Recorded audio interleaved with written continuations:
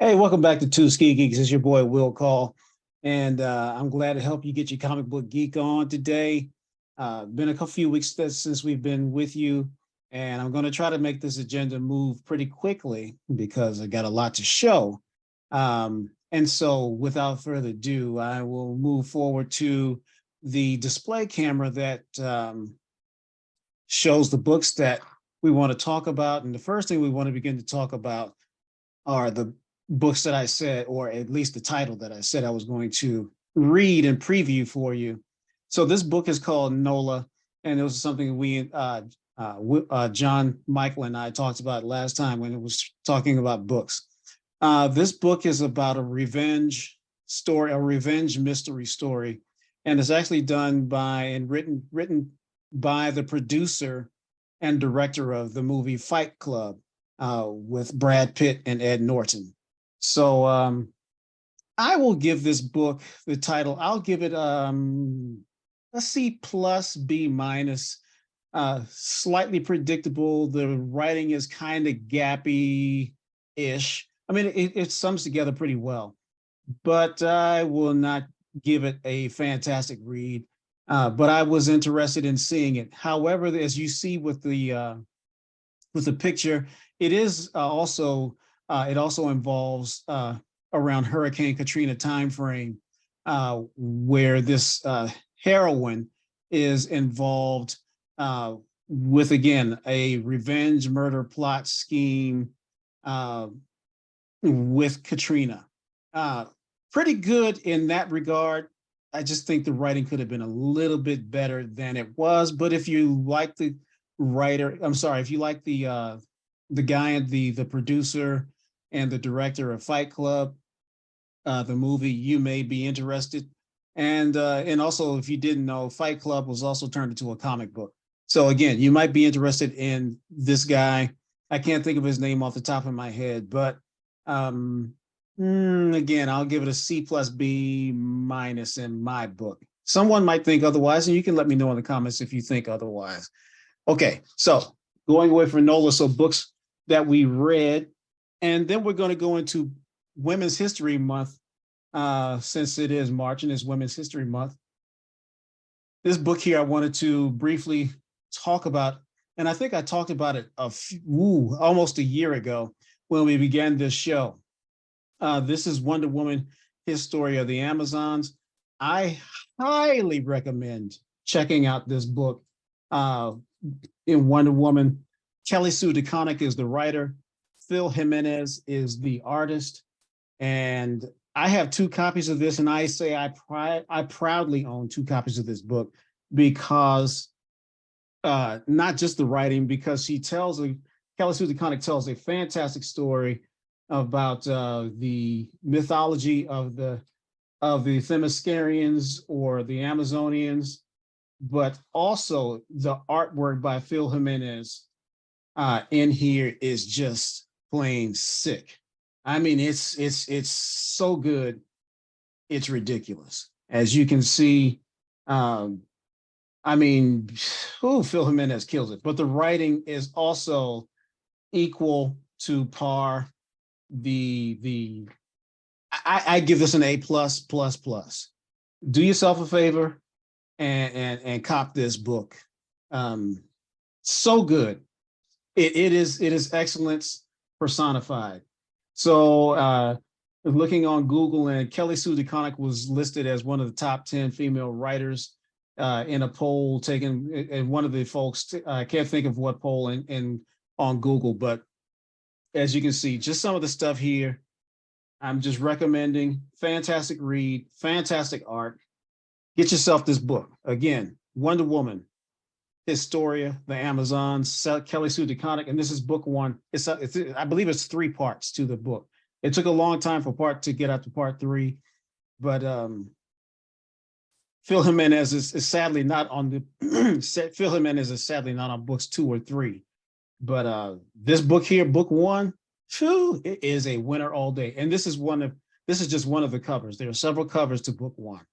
So again, highly recommend getting this book, reading it, and then picking up issues 2 and 3 to finish out the series. And finally, they finished it up, and it took a long time to get to book 3, but it's out there for you to purchase.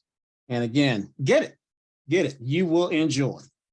All righty, then going on to still staying in women's history, but in this case, forgive me with my moving it with around the mic, Black history, but still staying with women's history.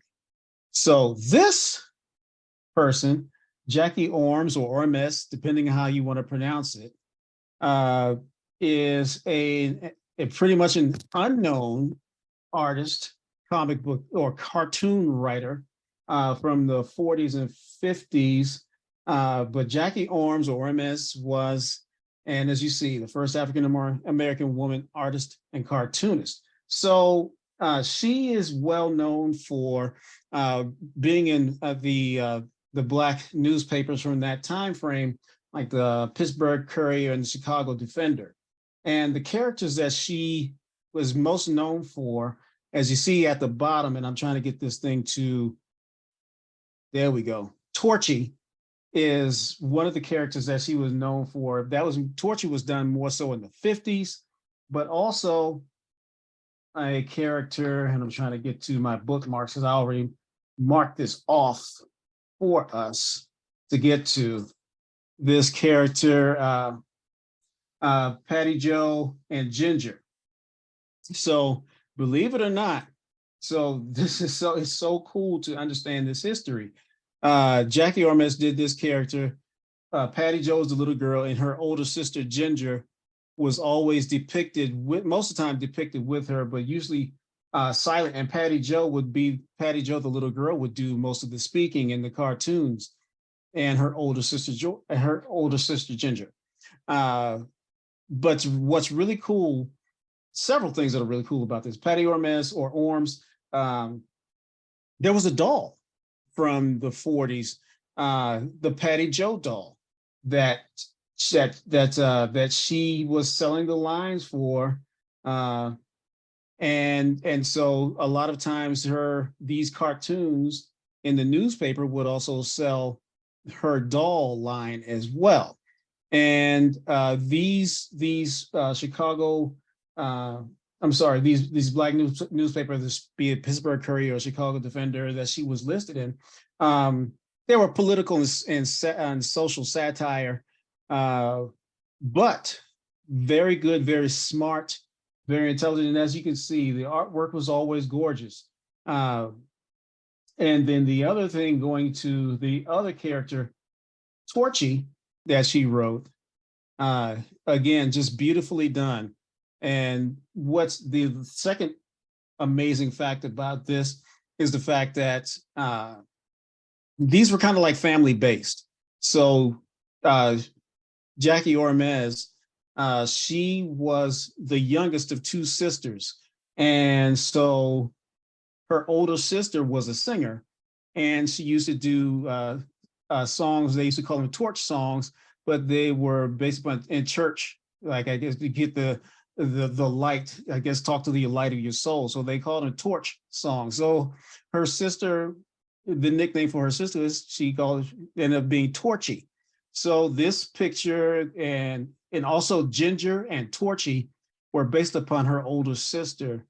And just really cool artwork by Jackie Ormes or Ormes.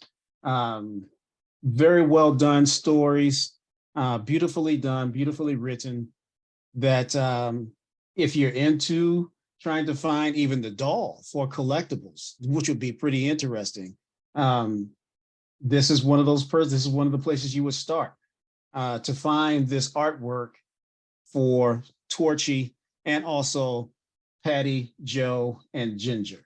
So Jackie Ormes or Ormes is your women and Black history women's note that we're bringing to the show today. Very cool, very interesting for me to find. Recommend this one to you as well. So next thing, so we lost a jazz legend this week, or last week, I should say. We lost a jazz legend last week in Wayne Shorter. Wayne Shorter was the phenomenal jazz saxophonist, who played with Miles Davis, the second version of the Miles Davis quintet from the mid 60s to the mid 60s to the late 60s, and also started the group called the Weather Report, and then tons of other albums, of which jazz albums, of which, and he was a saxophonist, of which he wrote on until last week. And this, which was really cool about this, why am I bringing this up on the show? Well, besides the fact that I love music, and music is another collectible, but Wayne Shorter and his brother were influenced by comic books while growing up. And so, and thanks to my good friend Ram, who recommended this last week, and mine came in yesterday. This here treasure came in yesterday, and it's vital to me in this show is because of the fact that it's one of his last works, and also it's based upon, and he creates and wrote a comic book. This Eminon character. And there's also music that goes along with this. And I'm very proud to have this at home in my collection. And as you can see, this artwork is beautiful. So yeah, it's written by Monica Sly and Wayne Shorter, as you can see. And the artwork is done by Randy Duberk. And as I said, artwork is beautiful. And I can't wait to listen to the music that is corresponding to this comic book. And to also finish reading this comic book. I just kind of breezed through the first 5 or 6 pages this morning. But as you can see, again, beautiful. And yeah. And as you can see, the CD that goes along with it, CD 1, 2, and is there anything more? No, CD 1, 2, 3. Okay. So really, I'm really looking forward to giving this a listen. Wayne Shorter, if you don't know, look him up. And especially, man, the stuff that he did with the Miles Davis Quintet, particularly, I think there's a performance that they did in Italy that is mind-blowing. I love the thing that I read about Wayne Shorter this week was the fact that he was just like, he didn't fear anything. And in particular, sometimes with music and playing music, people can sometimes be fearful about the notes they play, but he was not that guy. He would take bold charges into music, going into whatever he wanted to do with notes. He would make them do what he needed them to do. And so still staying in the Black History Month, kind of, sort of, even though it's March now, but I guess since I'm Black, I guess it's Black History Month every month. And that's my Black History joke for the day. But anyway, on HBO Max, I was watching this special on Bill Russell, who he lost towards the end of last year of 2022. And so I was inspired to get some books about Bill Russell. This one here is a Sports Illustrated picture that was a picture of an old rival between Bill Russell and Wilt Chamberlain. They played against each other, battled each other for many years. This is a 1988 magazine, but of course the picture is much older. It was taken much long before then, probably at least 20 to 25 years before then. And so love this picture here, at least 25 years before then. And so I was inspired to get this picture or that magazine. And then I ordered some photos of Bill Russell and Wilt Chamberlain battling. I love this picture here between the two. It's just an iconic picture. And I ordered one more. And these were very affordable. They were like $5 a piece. Oh, actually, really, truth be told, $4.50 a piece. Between, again, Bill Russell and Wilt Chamberlain. And as they said on that Sports Illustrated cover, they don't build centers like this anymore. They don't do it like this anymore.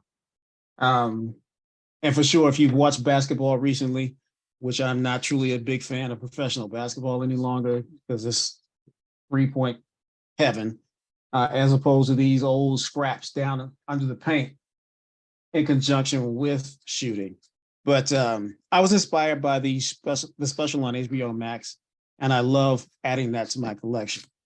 Okay, so staying old or back in the day, now I'm going to go back to even before the 60s and go back to the 40s, to the World War II period, with a golden age book. And it wasn't, this is a reproduction of a book that was done, or a character that was done in the 1940s during World War II, Canteen Kate. And what is important about Canteen Kate was that this was done by Matt Baker, another Matt Baker book. And in this case, you actually do see his autograph here. And Matt Baker was known again for his fantastic depictions of female characters. And we talked about Matt Baker many times on this show. As a matter of fact, again, this character, the Phantom Lady down at the bottom, is one of the more famous characters and covers of Matt Baker here.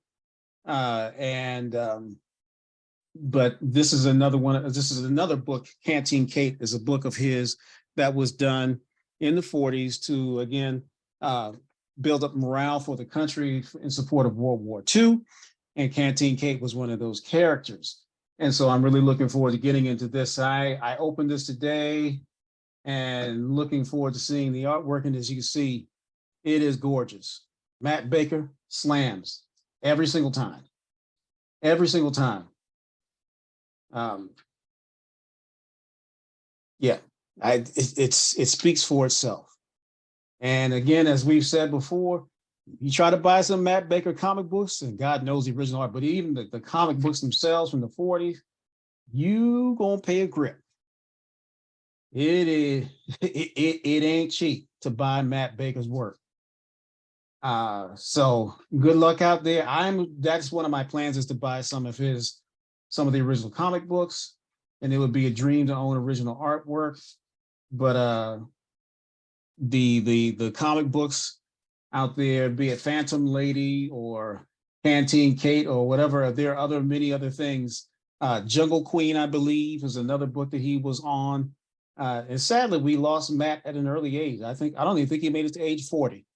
But he left a plethora of gorgeous artwork for us to enjoy to this day and now pay a grip for. So anyway, moving forward, still staying in the golden age, still staying in the 40s with this purchase here of this book here. Now, of course, this book, again, this is not made in the 40s, because you see $12.95. No one would have paid $12.95 for this book back in the 40s. But this is a character, the Shadow. The Shadow is a character that started in the 30s. And of course, Batman was inspired by this character, the Shadow. And this book I found at a secondhand bookstore online called Second Chance Bookstores.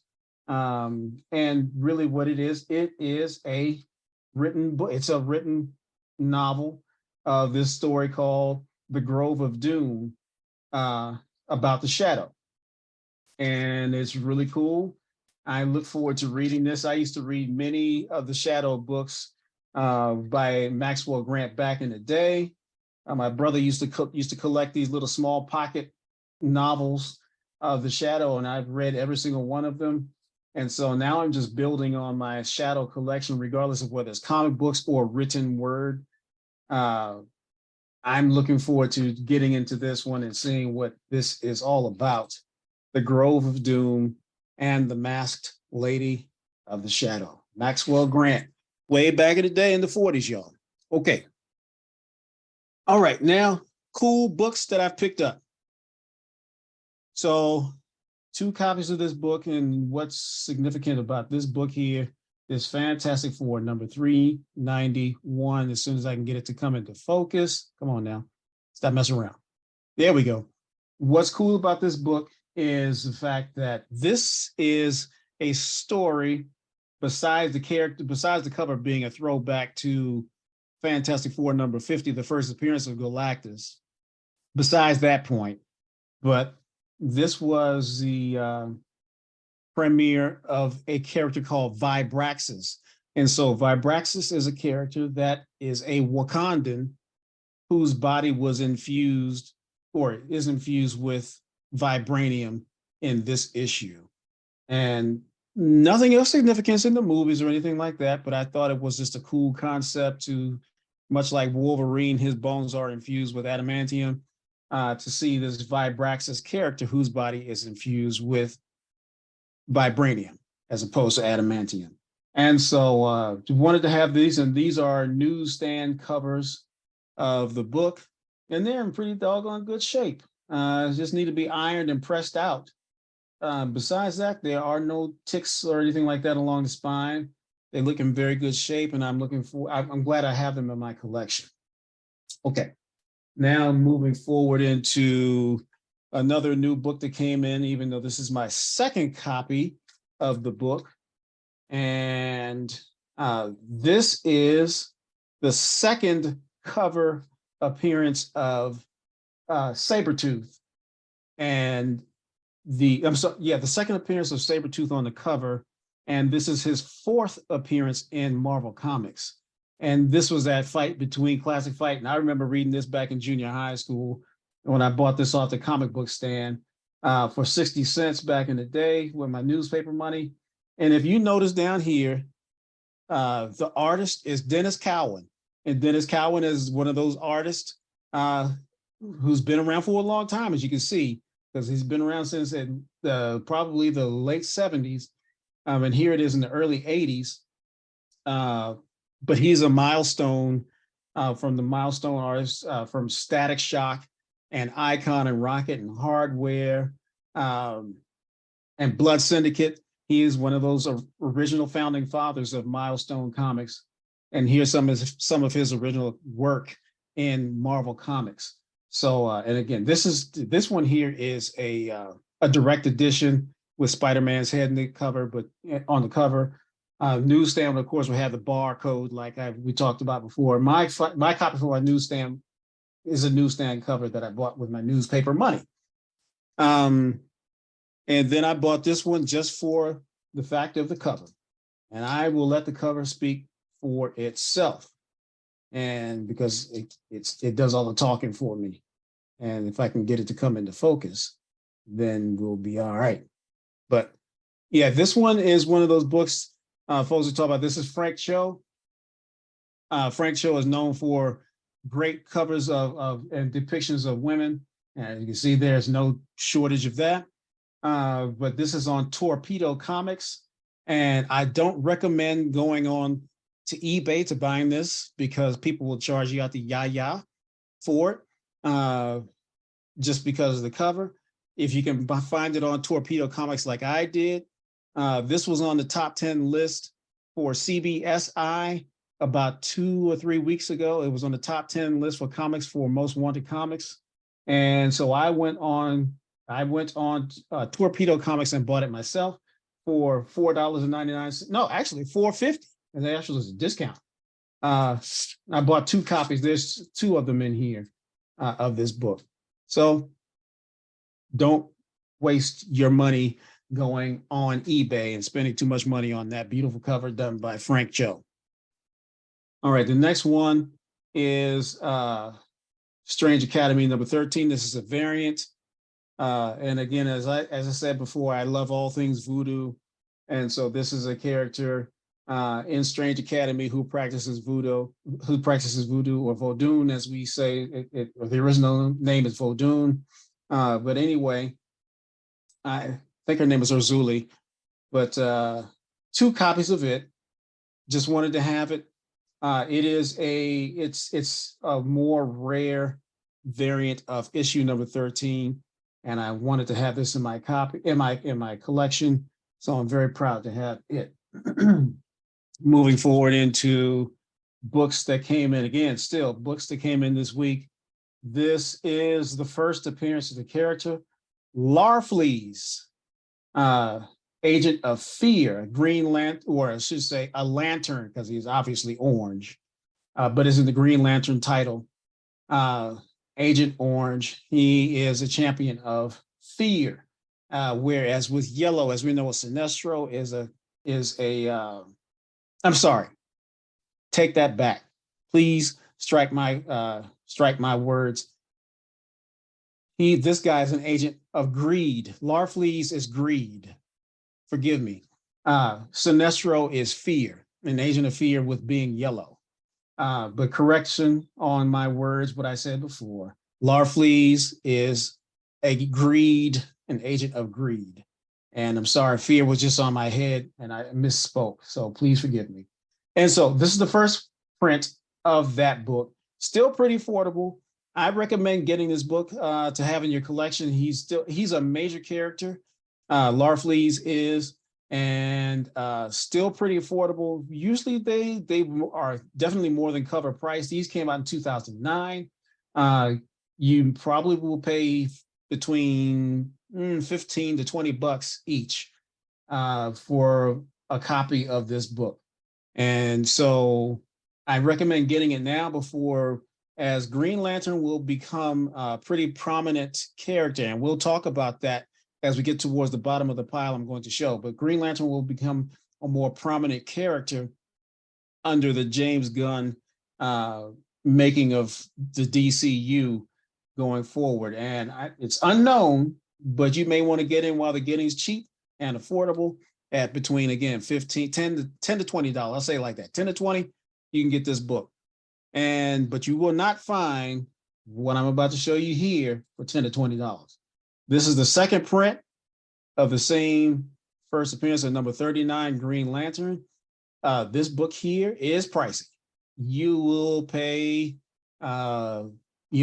pay close to $100 for this book, if not more. And God knows what you will pay for it when it's graded. You won't pay a lot more than $100. This is a more rare, again, second print of that same cover, and the first appearance of Larfleeze, Agent of Greed. And it's a beautiful cover, and good luck finding it, because there are not a lot of them out there to be bought. Good luck. And so staying in the James Gunn vein, because now we're going to talk about books that are recommended for James Gunn's spin on the DCU, is this Earth 1, Volume 1 of Green Lantern by Gabriel Hardman and Karina Bechko and Jordan Boyd. This is book 1. I'm waiting on book 2 to show up pretty soon, but this was brand new in its casing. Haven't opened, will not open it. I have another one that I'm going to have coming in that I will read it, and I believe that one is a used copy. So I'll read that one. But this story right here is a recommended read and also procurement for what may be projected into the Green Lantern storyline done by the James Gunn remaking of the DCU. So again, highly recommend. You don't have to listen to me, but get in now while it's cheap. Word of caution, book 2 or volume 2, book 2 is a little more expensive than book 1. Book 1 is pretty easy and cheap, but that book 2, again, is a little more expensive, and you will pay more than what you paid for book 1. I promise you that, unless you get very, very lucky. And as you will see when you try to find it, you'll find out how lucky you have to be to get that book 2 on the low. So next, and we've got what's coming up next. And the first one coming up pretty soon this summer is the original Flashpoint book, of which the Flash movie coming out early summer is based upon. And so this is the A cover of Flashpoint. Still very affordable. I don't know why it is. It has shot up in value, definitely more than the cover, but it's still pretty reachable. I think at this point in time, before the Flash movie comes out, you will probably pay, it's probably being sold between $30 to $50 raw.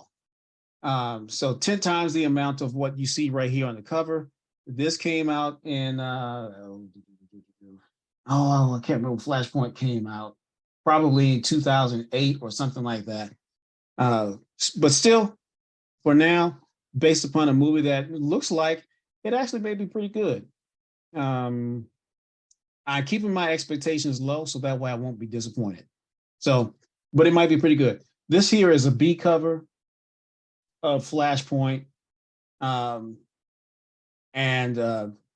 has less value because it doesn't really have the Flash on it. And Cyborg is one of those characters that is still not highly valued. But Cyborg is a main character into this Flashpoint story. It's a B cover. And so, but the more coveted cover is this one. And there is also black and white sketch cover of the same book of this cover here. There's a black and white sketch cover that is more valuable. And I believe it's a second print, so it's less available out there. The less numbers out there, and it's a little more pricey than $50. I promise you that. So you can find them, get them now, because I got a feeling that Flashpoint or Flash movie will be a jumping point that if you don't jump in now, you won't be able to jump back. It'll be a shallow bottom for safety if you you hit your head on a shallow bottom. Okay, anyway, next characters talked about for James Gunn's version of the DCU is Booster Gold. This is the first appearance of Booster Gold. This is a newsstand cover. I bought this probably out of a $1 box years ago. In beautiful shape, lucky to have it, blessed to have it, and it's in great shape. And I'll probably send this off to be graded eventually, sometime soon. But we'll see what James Gunn is going to do with this character. And if you didn't know, Booster Gold is one of those characters that came from the future, solely to get recognized as being a hero. It was a totally selfish endeavor, not really to help people, just to be a hero and be popular. Very much like what happens nowadays with people who go online to do things just to be popular. I guess I could be talking about myself with this show. But anyway, but I'm not from the future. How about that? Anyway, another book that came about later on, years later, almost 20 years later, is Booster Gold, the second version of Booster Gold that came out in 2007. This one here probably came out in 1985. Yeah, 1985 is when it came out. And so almost, 85, 2007. Yeah, 15, 17 years later, something like that. Anyway, forgive my math. But anyway, yeah, years later. So yeah, Booster Gold, second volume. Love this cover, great cover. Less value than this one, but we never know where the story may come from. It may even come from this one for the movie. So get it while it's cheap, because it's probably going to be in your dollar bin. You probably paid less than what I paid back in the day, and I don't think I paid $5 for this. As the owner of Odin's was always hooking up me and John Michaels, so I don't think I paid $5. But either way, moving forward to another character that will probably be seen, but not this version. This Ted Kord version of the Blue Beetle will probably not be seen in Blue Beetle. Probably the Jaime Reyes version of the Blue Beetle that came out around the same time as this book. There's a Jaime Reyes I can't remember what, I think it's 52 is the name of the series, like this 52 here in the number. I think it's 52 or Infinite Crisis. One of the two. It's either 52 or Infinite Crisis. There's the first appearance of Jaime Reyes, the Blue Beetle. And Jaime is the same Blue Beetle character that we see in Young Justice. So look for Jaime Reyes' version of the Blue Beetle. And then again, we might be surprised with Ted Cord, but most likely it'll probably be Jaime Reyes. And I'll bring his book up and talk about it in the next show. Okay, we're almost done. And so, John Michael, the last time I was jealous of what he showed here, what I'm going to show you now are these Miles Morales trading cards for Into the Spider-Verse, the next movie coming out. John Michael had these on the last show, and I was mad that I didn't have it. So I fixed that by procuring them myself. And so these were the last of things that that I picked up, and I'm just glad to have this in my collection. These are not cheap either. I think they average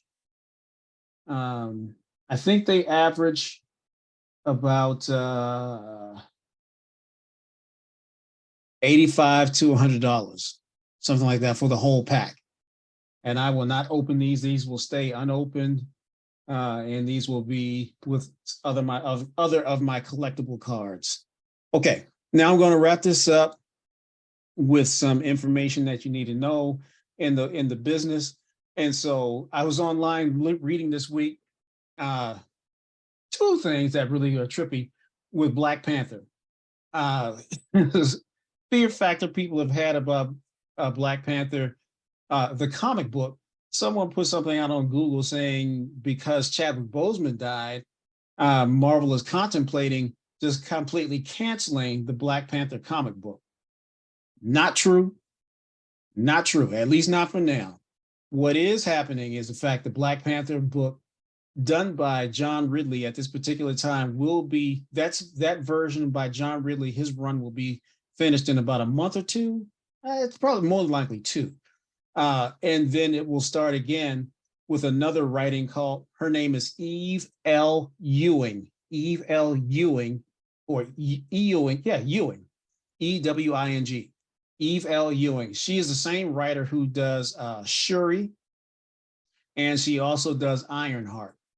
And so she will pick up the mantle. I believe her volume of Black Panther begins in June. And if you want to double check me, no later than May. So between May and June is when her series will begin. And she will pick up the mantle from John Ridley to continue the writing of T'Challa, or however she chooses to move this forward. I'm not quite sure where her series will go, but John Ridley's portion will end, but the Black Panther title will continue, and we will see what she has in store for us for T'Challa and the Black Panther comic book going forward. So rest easy, fans, for now, unless she really shocks us and Marvel has something for her in store to completely end T'Challa. I don't know. But since, I mean, there might be something out there since she is a writer of Shuri, we'll see what happens where Shuri's role could be elevated again to be the Black Panther. I don't know. Brand new storyline. Only thing I'm gonna do, I'll make sure I buy the book.